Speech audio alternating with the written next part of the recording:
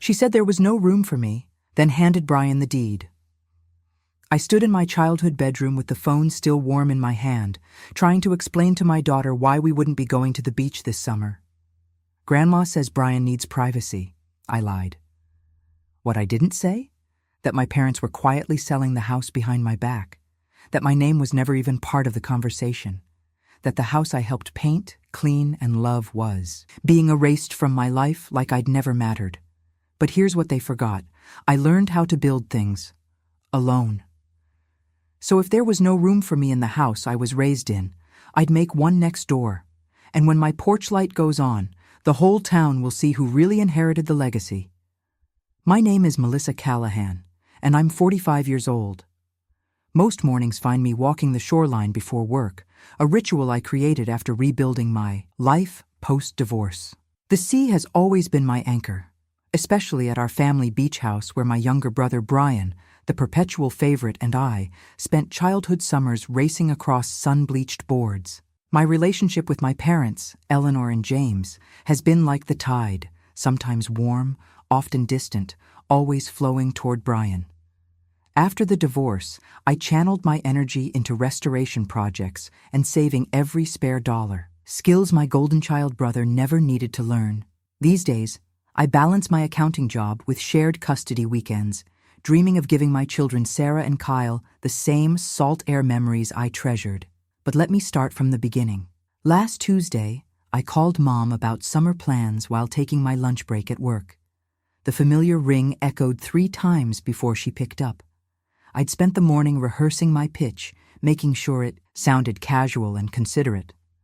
"Hi, Mom. I was hoping to talk about some beach house dates for this summer," I said, keeping my voice light. "I've worked out a schedule that won't interfere with anyone else's plans." You know that pause that feels like it's dragging cobwebs across your skin? That's what filled the line before she answered. "Oh? What exactly did you have in mind?" Her tone was already clipped, like scissors waiting to snip. I unfolded the paper where I'd mapped everything out. Just 3 short stays, really. 1 long weekend in July when the kids are with me, then maybe 2 Wednesday to Thursday slots in August. We'd keep to ourselves and there's no room for you anymore. 5 words. Simple as that. The phone cord twisted around my fingers as I waited for more explanation, for Dad to chime in from the background. But there was only dead air and the soft tick of Mom's grandfather clock that I could picture on their living room wall. "I don't understand," I managed. "The house has 4 bedrooms. We've always—" "Brian's family needs their privacy," she cut in. "They're using it much more now, and it just wouldn't work." Privacy. The word hit like a slap. I'd grown up in that house, spent 18 summers watching hermit crabs scuttle across wet sand, teaching Brian how to build proper sandcastles. Now I was being treated like some intrusive stranger. "Mom, we could work around their schedule. The kids and I could bring air mattresses, stay in the den." Melissa, that tone, the one that used to send me to my room when I was 10. I said no. Brian needs the space. The rest of my workday passed in a blur. By the time I left the office, dusk had settled over the city like a heavy blanket. At every red light, memories ambushed me. The creak of those weathered porch boards, seagulls wheeling overhead as Brian and I raced down to the water, Mom's laughter carrying across evening air thick with barbecue smoke. Each recollection felt like losing something precious all over again. I tried making sense of it during the drive home. The house wasn't small. 4 bedrooms upstairs, plus the den that converted to a guest room. Brian's kids were only there part-time, just like mine. We'd managed. With fuller houses when I was young, cousins sprawled on every available surface during family reunions. The math didn't add up. "We could do separate weekends," I whispered to my steering wheel. "Early mornings, late evenings, whatever works." But Mom's words kept echoing. "No room for you anymore." The humiliation burned in my throat. All those careful plans, reduced to nothing. My children's chance at building their own seashore memories, swept away like shells in the tide. I could picture Sarah's face when I told her. She'd been drawing pictures of the beach house ever since I mentioned the possibility. Something sharp and cold settled in my stomach as I pulled into my driveway. Mom's excuse about space and privacy felt tissue thin. a cover for something else. What wasn't she telling me? The way she'd shut down any suggestion of compromise, how Dad hadn't said a word in the background. It all pointed to some hidden reason they didn't want me there. I sat in my car, watching porch lights flicker on up and down the street as neighbors returned home. The question kept nagging. Why such an absolute rejection? What could make parents deny their daughter and grandchildren even a few summer nights in a house with plenty of room? Privacy, I muttered, tasting the lie. No, there was more to this story. Mom was hiding something, and whatever it was, it had nothing to do with bedroom count or scheduling conflicts. Morning sun warmed my balcony as I dialed Dad's number, coffee mug clutched like a shield in my other hand. Salt air drifted up from the beach 3 blocks away, carrying the same scent that had filtered through my childhood bedroom window every summer. You ever notice how memories hit harder in familiar weather? The phone rang 4 times before he picked up. Hello? Dad? It's me. I kept my voice steady, professional. I wanted to talk about the beach house situation. Maybe we could work out some dates that there's no room for you. The words came out flat, rehearsed, like he was reading from a script. Brian needs stability right now. My coffee turned bitter on my tongue. Stability, that word from him, of all people. Where was their concern for stability when I was piecing my life back together after the divorce? When I was juggling work and custody schedules, making sure my kids still had birthday parties and Christmas mornings worth remembering? Dad, I built stability, I said quietly. I did it on my own. All I'm asking for is a few days to share our family home with. I'm sorry, Melissa. It's just not possible right now. The line went dead before I could respond. I stood there, phone growing warm against my ear, watching a seagull wheel past my balcony. Strange how something as vast as the ocean could suddenly feel so small and excluding. That evening, I pulled out the old shoebox of photos I kept in my closet. Cross-legged on my bed, I sifted through snapshots of summers past. Brian and me with sparklers on the 4th of July, our faces glowing. Dad teaching us to cast fishing lines off the back deck. Mom in her gardening hat, tending the hydrangeas that lined the porch. My finger traced the weathered railing in each picture, counting the familiar knots in the wood. You know what strikes you when you look at old photos? The space. There was always room then. Room for cousins, neighbors, friends of friends. The house somehow stretched to hold everyone's laughter. I set the photos aside and opened my laptop, determined to try one more time. The email I composed was a masterpiece of diplomacy. Calendar attachments showing how we could rotate weekends, detailed proposals for July and August dates, even offers to help with maintenance while we stayed. I hit send and watched the read receipt pop up 10 minutes later. Hours passed. No response. The sun was setting when I drove down to the beach, shoes dangling from one hand. The sand was still warm between my toes as I walked along the waterline. Lights blazed in rental, properties up and down the shore, and laughter spilled from their decks. Other families making the memories I'd hoped to give my children. A wave caught my feet, shockingly cold. The sensation crystallized something I'd been avoiding. This wasn't just about denied access to a house. This was exile. From my history, from my place in the family, from the future I'd imagined for my kids. Back home, I opened my laptop again. A second email sat in my drafts folder, more direct this time. My cursor hovered over the send button as a new thought took shape. If the house was truly too full, who exactly was filling it? If Brian needed all this space and stability, what was he planning that required my complete removal? I stared at the screen, finger poised above the mouse. The question that had been nagging at me since Mom's first rejection finally came into focus. If space was really so finite at the beach house, who was expanding into mine? Sometimes desperation makes you crafty. I mapped out my shore visit like I was planning a heist, which looking back wasn't far from the truth. You know how it goes. When someone's hiding something, you've got to get creative. I arranged for my neighbor to handle school pickup, telling her I had a doctor's appointment. The kids would only miss me for an hour, and I promised them we'd hit the beach properly once summer came. Little white lies that tasted like sand in my mouth. The drive down was familiar as breathing.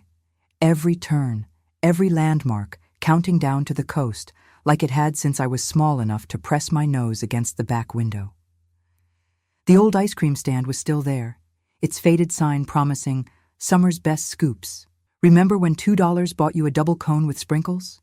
Now it probably wouldn't cover the napkin.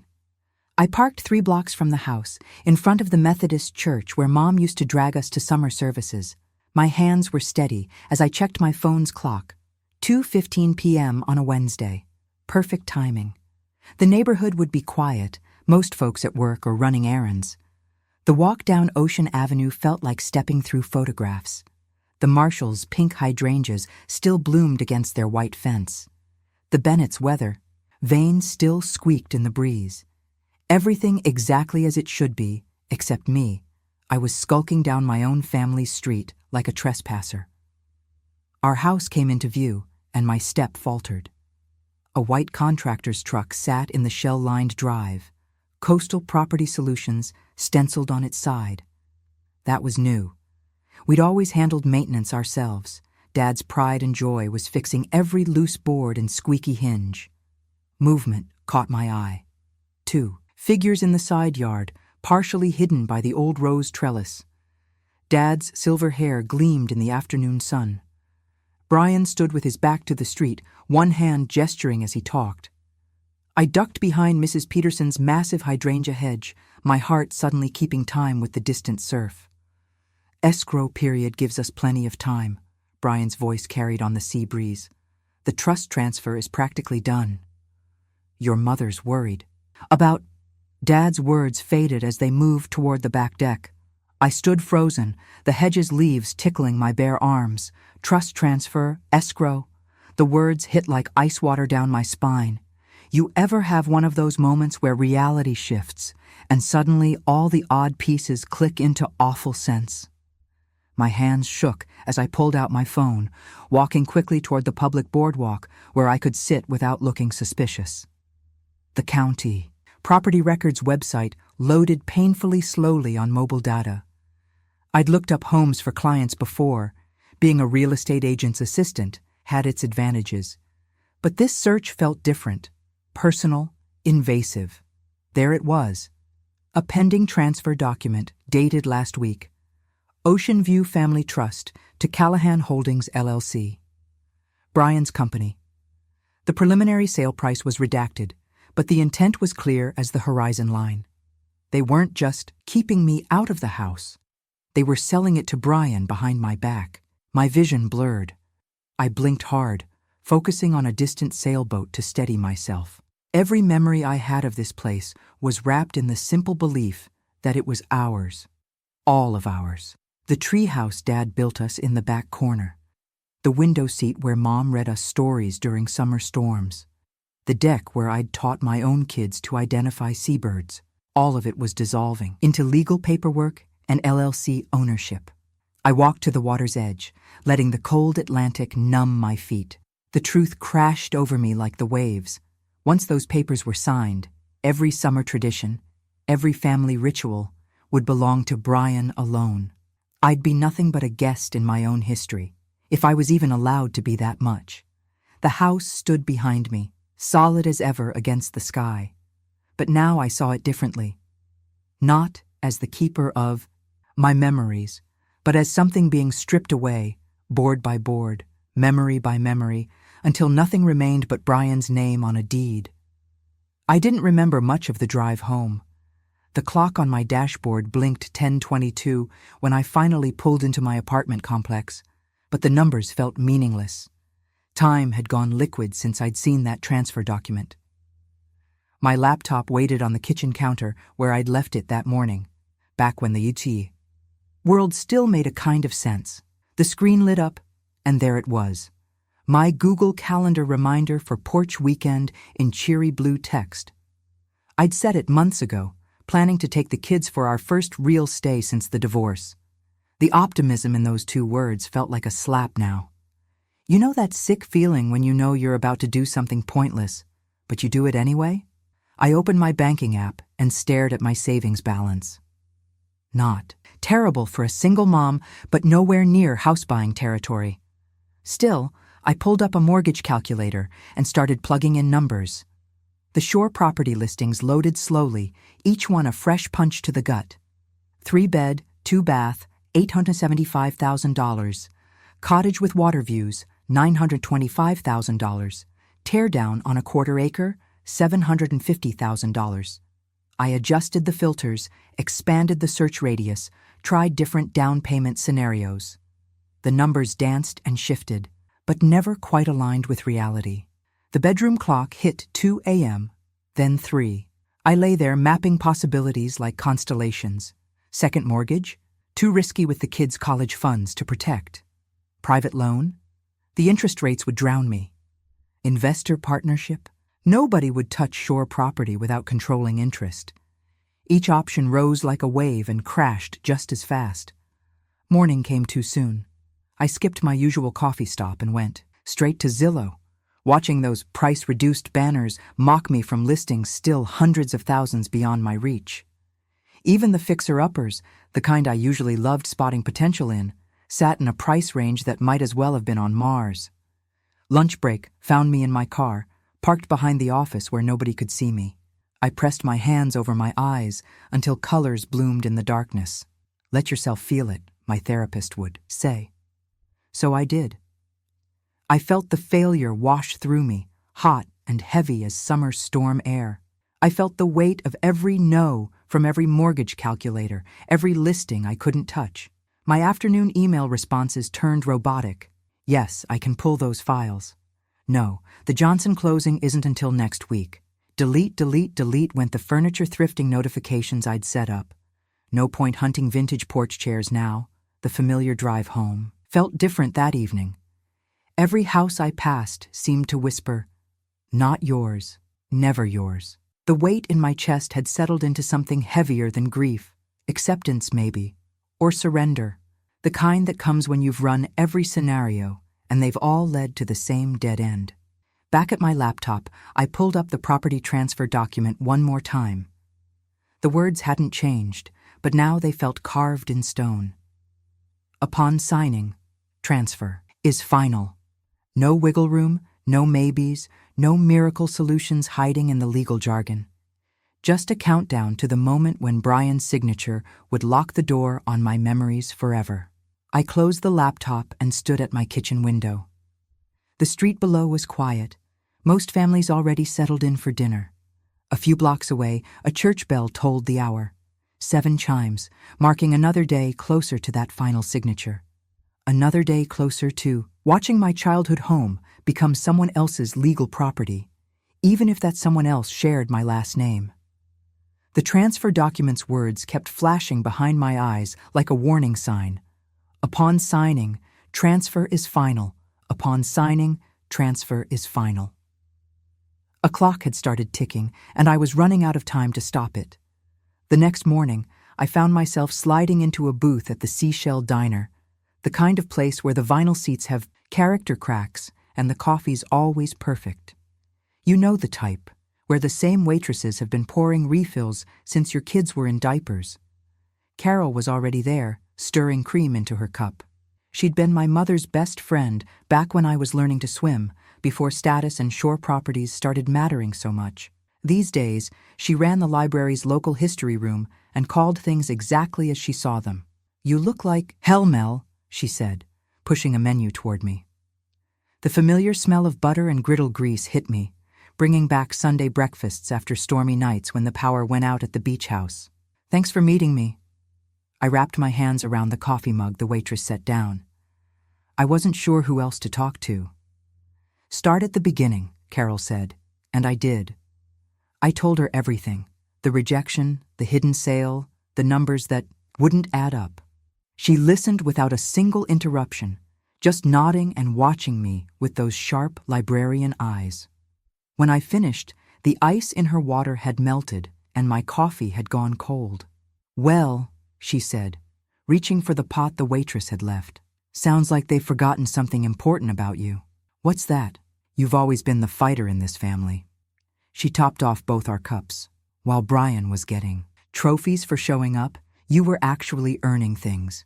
Remember that summer you rebuilt the garden shed by yourself? I stared into my coffee. Fighting feels pretty pointless against cash and signatures. Carol's knuckles rapped the Formica tabletop, making the spoons jump. Tell me something. What do you do well that money can't just buy? The answer came automatically, like muscle memory. Hands-on repairs, budgeting, having the patience to see things through. Exactly. A smile spread across her face. You know what I've learned cataloging all those family histories? Legacies can be built, not just inherited. The words hit me like a splash of cold surf. I sat back, letting them sink in while the diner clattered around us. Plates stacking, regulars laughing, the bell over the door announcing the lunch crowd. Later that evening, I found myself driving through the beach district. Again, the sun was setting, painting everything in that golden hour light that makes even shabby things look promising. I slowed down as I approached our family's street, but this time, something caught my eye. Right next door to our beach house stood a cottage I'd barely noticed before. It was a sorry sight.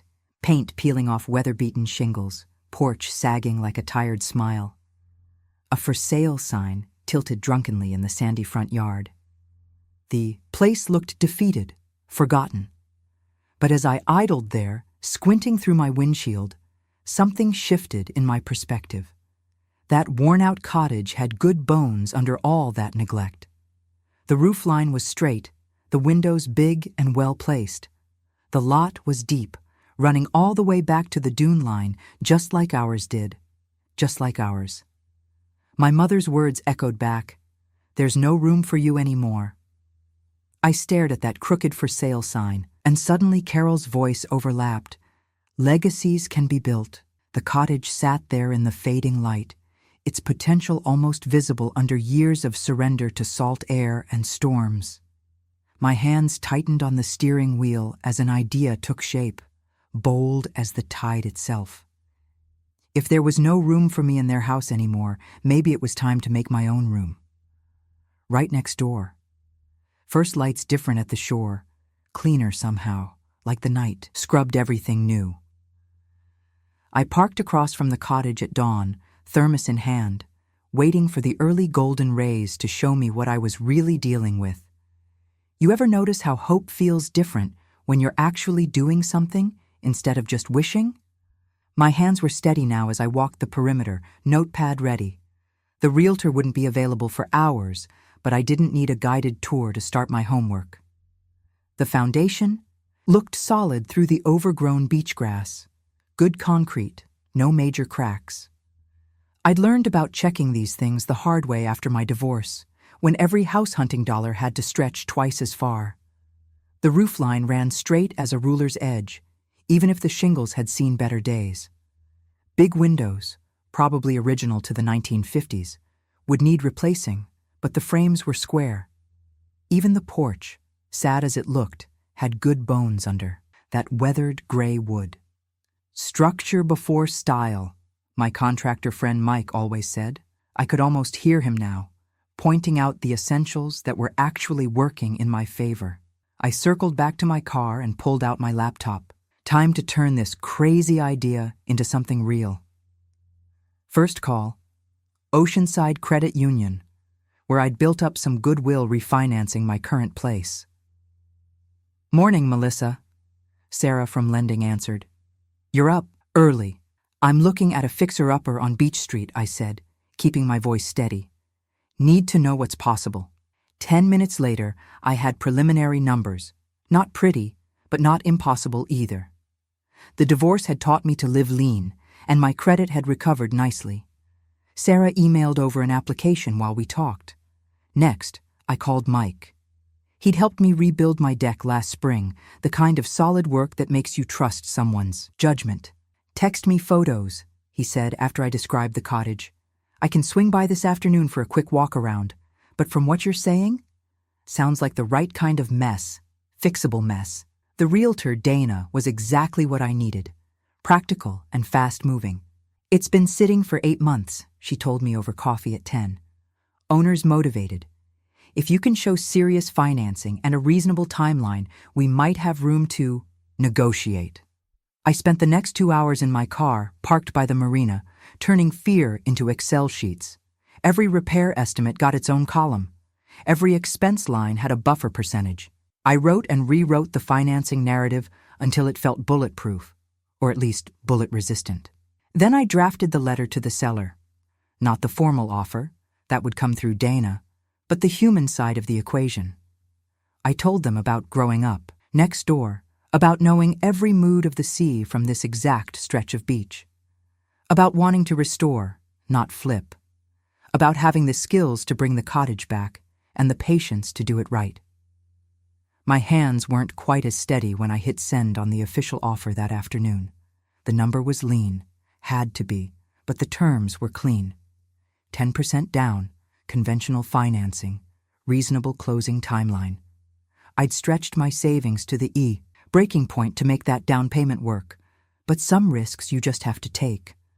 Standing on the sidewalk afterward, watching gulls wheel overhead, I let myself really see it. Warm light spilling from rebuilt windows, fresh paint glowing in the sunset. That old porch brought back to life. Not a replacement for what I'd lost, but maybe something better, something earned. The credit union's email came just before dinner. Subject line, conditional approval, pending documentation. They needed more. Proof of reserves, solid employment history, detailed renovation budgets. Each requirement felt like another chance to fail, another way for this fragile plan to collapse. But that subject line also meant movement, momentum, a chance. I looked at my phone again, at those 2 words that held so much weight, conditional approval. The path ahead would be a maze of paperwork and proof, every document another test of whether I deserved this chance. Ever try to build a life while racing against a clock you can't see? That's what the next week felt like. Every hour became a sprint between work duties and paper chases, hunting down documents that could make or break this whole thing. The morning started early. I'd wake up at 5, sort through emails from the credit union, and flag the newest requirements before my first cup of coffee got cold. You know that saying about how the devil's in the details? Sarah from lending seemed determined to find every single one. "We need 2 more years of tax returns," she'd write. Or, "Can you clarify this deposit from March?" Each request sent me diving into filing cabinets or calling my accountant. The lunch breaks disappeared into signing sessions. I'd sit in my car, balancing a sandwich in one hand while initialing disclosure, forms with the other. Some days I forgot to eat entirely, running on coffee and determination while my stomach growled its complaints. Mike came through with the contractor bid on Wednesday. We met at a diner after his workday, spreading papers across a sticky table while my dinner got cold. "Here's the deal," he said, tapping the estimate. "If you let me work weekends and evenings when I'm between big jobs, and you're willing to put in some sweat equity on the basic stuff, I can shave 20% off labor." I studied the numbers. Even with the discount, they made my teeth clench. But Mike knew his business, and more importantly, he knew how to work with tight budgets. "Define basic stuff," I said. He grinned. "Demolition, painting, simple carpentry. Things I know you can handle from watching you tackle your own place. Remember those summer afternoons spent helping Dad? Maintain the beach house?" All those "hold this" and "hand me that" moments finally had a purpose. I signed Mike's proposal right there between the coffee rings on the table. The days blurred together. Work, documents, more documents. My desk at the office became a 2-sided operation. Client files on the left, house paperwork on the right. Every free moment went to scanning, signing, or emailing another piece of proof that I could make this work. My daughter found me at the kitchen table Thursday night, surrounded by papers. "Mom, did you forget about dinner?" I had. We ordered pizza and turned document stacking into a game, her small hands helping sort the endless copies into neat piles. Sometimes the best parenting happens by accident. The seller's counter offer hit my inbox at 8 p.m. Friday.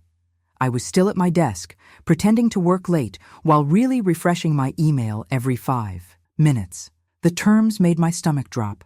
Higher price, fewer contingencies, faster timeline. But there was room to negotiate. I spent an hour crafting the response, balancing numbers against calendar dates. Then I wrote a second letter, straight from the heart to the seller. This house will have a second life, I promised. Not as a flip, not as a rental, but as a home where the lights will be on every evening, where the porch will hold conversations again, where someone will tend the garden and know every board by name. I added a faster closing date as sweetener, even though it meant more pressure on the financing. Sometimes you have to bet on yourself. The wind picked up around 11, rattling my apartment windows while I sat in the dark, illuminated only by my laptop screen. Refresh. Wait. Refresh again. My eyes burned from staring at the screen, but sleep wasn't happening until I knew. The response came at midnight. Offer accepted. 2 words that changed everything. I slid down the kitchen cabinet onto the floor, letting the tears come. Happy tears, scared tears, determined tears, all of them at once. Then I remembered Brian's escrow. Somewhere out there, another set of papers was moving toward signatures. Another timeline was ticking down. My hands shook a little as I typed out the text to Carol.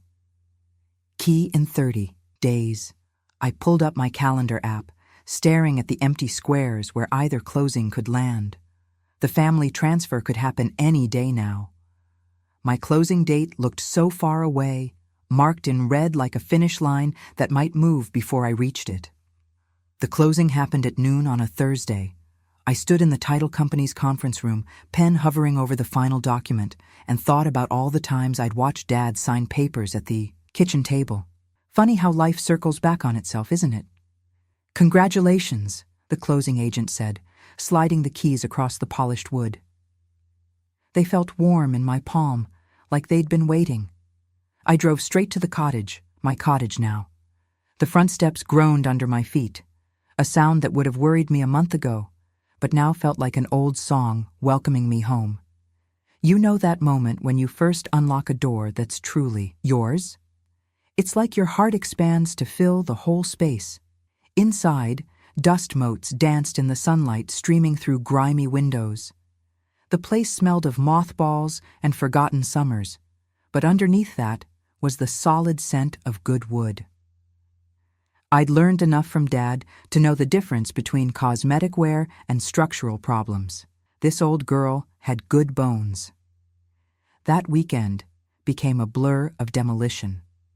I'd rented a dumpster and filled it, steadily with water-damaged drywall and rotted trim. Carol dropped by with coffee and ended up staying, both of us in dust masks and work gloves, yanking up carpet that should have been replaced during the Carter administration. Look at this, I said, pointing to the floorboards we'd uncovered. Heart pine. They don't make them like this anymore. Carol whistled. Makes you wonder what else is hiding under all this neglect. Every evening, I documented the day's progress with my phone camera. Before and after shots, budget spreadsheets, material lists, everything went into a detailed folder. Maybe it was the accountant in me, but having that record felt important, like building a case for resurrection. Mike's crew handled the specialized work, rewiring that ancient knob and tube electrical system, patching the roof where a branch had punched through during some forgotten storm. But the cosmetic transformation? That was all mine. I stripped and sanded until my shoulders ached, then painted until everything smelled of primer and possibility. The porch became my obsession. I replaced rotted boards one by one, matching the grain patterns as close as I could. Dad would have appreciated that attention to detail, if he'd bothered to look. Remember those summer afternoons when he taught me about wood grain? Strange how those lessons stuck, even after everything else fell apart. 3 weeks in, I found myself in the hardware store's lighting section. There was this simple brass lantern, nothing fancy, but it had clean lines and solid construction. The kind of light that would look like it had always belonged in that front window. I bought it immediately and kept it in its box, wrapped in paper like a promise I was making to myself. Last night of the month, I was sprawled on, a drop cloth in what would become the living room, muscles screaming from a day of trim work. My phone buzzed, probably Carol checking on my progress. But when I looked at the screen, it was a social media notification. Brian had posted a photo of himself on the family house's porch, drink in hand. That smug smile I remembered from childhood stretched across his face.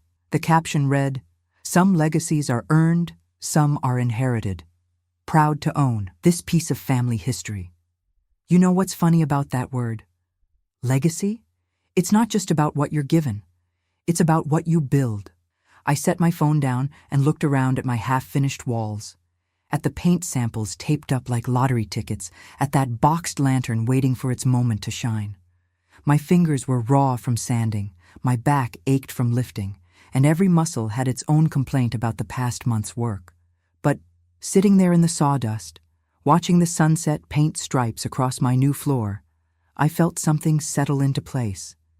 Brian could brag about inheritance all he wanted. Tomorrow, this porch would tell its own story. Morning hit those fresh white clapboards like a spotlight.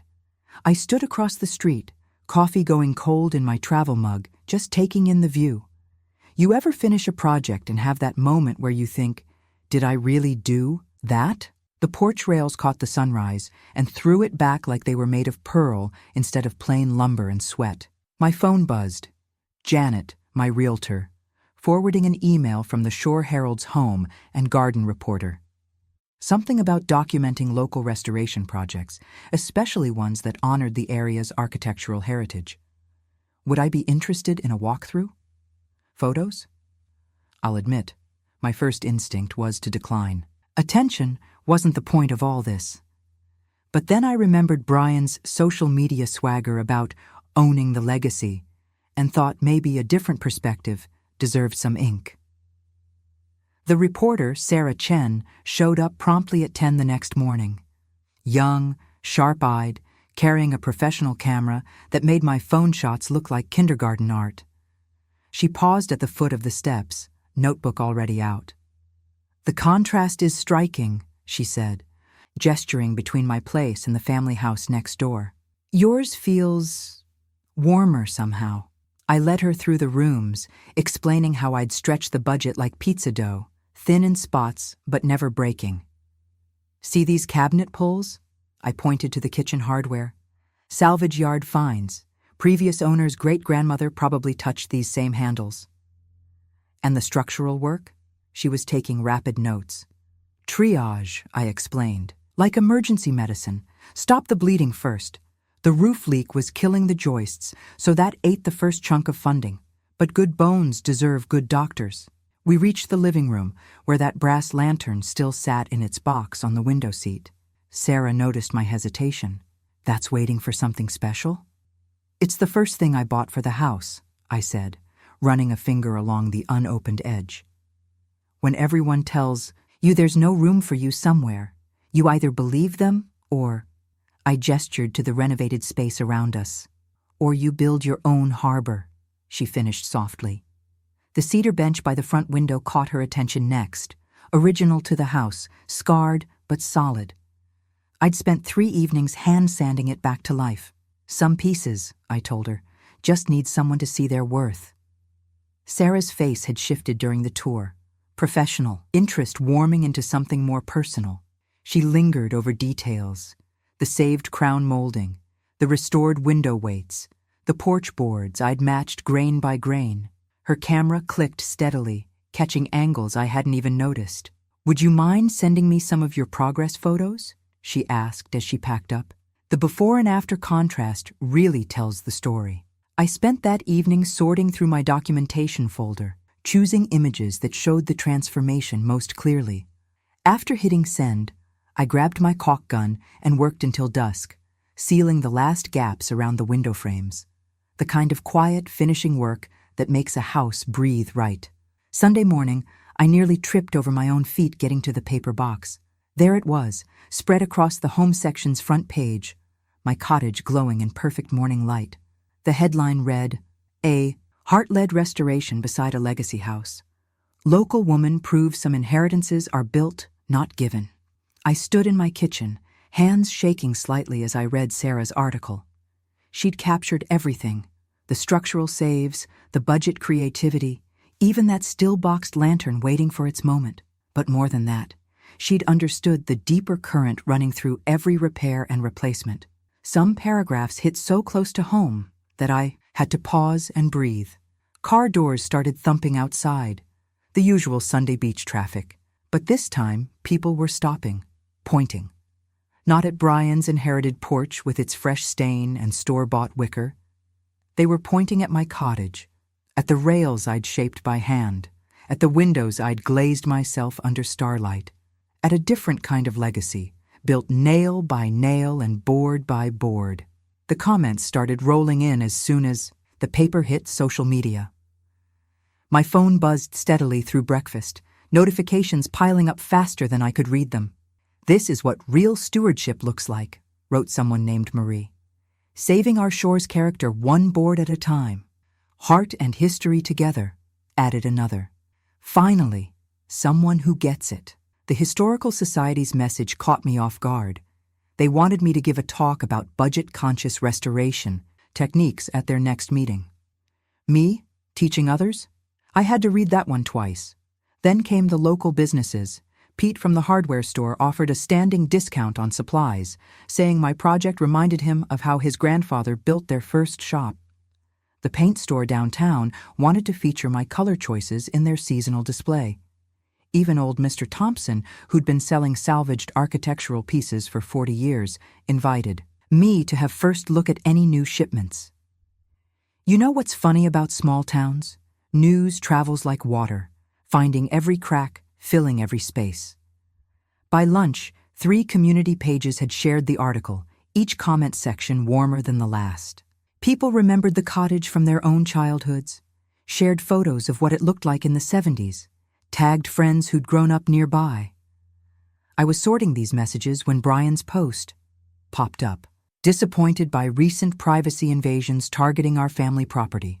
Some people can't respect boundaries. The response wasn't what he expected. His usual circle of yes men stayed quiet, while the restoration article's link appeared in replies, gathering likes. Someone asked pointedly how documenting your own property could invade privacy. Another noted that real boundaries don't need announcing. Brian's post sat there, brittle as old paint, while the community's support for my project kept flowing. Mother's text arrived like ice water. "Your attention-seeking behavior is inappropriate. We raised you better than this." 10 years ago, that would have gutted me. But I'd learned something about foundations during this renovation. The stronger they are, the less outside pressure matters. I kept my reply simple. The article focused on restoration techniques and community, heritage. Feel free to read it yourself. Facts, not flames. Let truth stand on its own footing.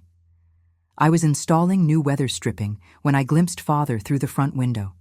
He was walking along the sidewalk, shoulders stiff, eyes locked straight ahead. When he reached the point directly between the 2 houses, his pace quickened. No wave, no glance, just the quick step of someone dodging rain. The sun was setting when I finally unwrapped that brass lantern. I'd been saving this moment, though I couldn't have said exactly why. Maybe because some things deserve ceremony, even if you're the only one there to mark it. I took my time with the wiring, making each connection clean and tight. The mounting bracket needed an extra shim to sit perfectly level. One more detail that probably nobody else would notice, but I'd know. That's the thing about restoration work. Every hidden corner matters because it all adds up to the whole. The lantern's glass was still flawless, each pane reflecting the last threads of daylight. I positioned it carefully in the window frame, adjusting until it would cast light both inward and out toward the water. From the right angle, you could see all the way to where waves met shore. Standing there with my hand on the switch, I thought about boundaries and legacies, about what we inherit and what we build, about how light, once lit, has a way of showing things as they really are. I flipped the switch.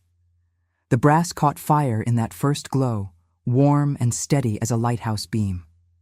Through the window, I could see its reflection dancing on the evening tide, drawing a straight, bright line from my cottage to the sea.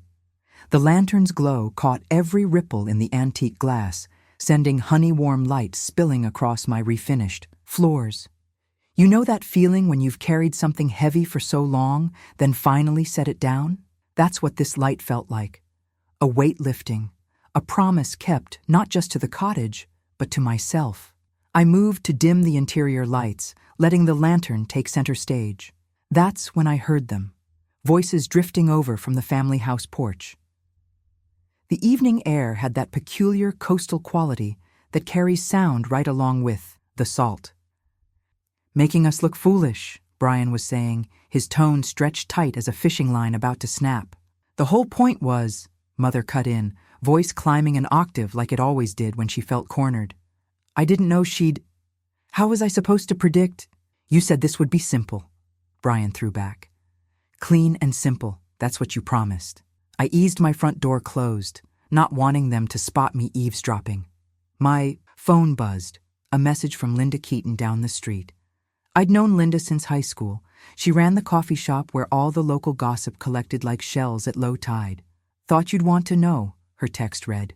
"Your brother was in here yesterday, holding court about his historic acquisition and preserving the family name. Started lecturing about proper stewardship, if you can believe it. Half the regulars were rolling their eyes behind their cups. Then someone pulled up that article about your restoration on their phone, and suddenly he couldn't finish his coffee fast enough. Just walked right out mid-sentence. I had to smile at that. Not because I enjoyed Brian's discomfort. Okay, maybe a little. But because the truth had finally found its legs. All those years of him coasting on charm while I did the quiet work of actually showing up, and now people could see the difference. Another notification popped up. The Historical Society had shared the cottage story on their website. "A model of thoughtful preservation," the headline read. They'd included my before and after photos, detailed my cost-saving techniques, even quoted my comments about honoring the building's original character. Brian's name didn't appear once. The evening breeze carried cedar from the old trees lining our properties, mingling with salt air in that way that always meant home to me. I stepped outside, right to the invisible line between the two houses. From here, you could see both porches clearly, mine with its warm lantern glow, theirs with its carefully maintained veneer of exclusive rights. But that veneer was cracking. You could feel it in how the neighbors waved to me now, in the way local businesses offered partnership instead of just patronage. The tide of opinion hadn't just shifted, it had turned completely, carrying away years of careful positioning and planned privilege. I heard the family house's screen door bang open. Looking up, I saw Brian stride onto his porch, phone clutched like a weapon. Father hovered in the doorway behind him, face drawn with that same conflict-avoidant expression he'd worn my whole life. "We need to talk," Brian called out, his voice carrying that familiar tone of someone used to setting terms.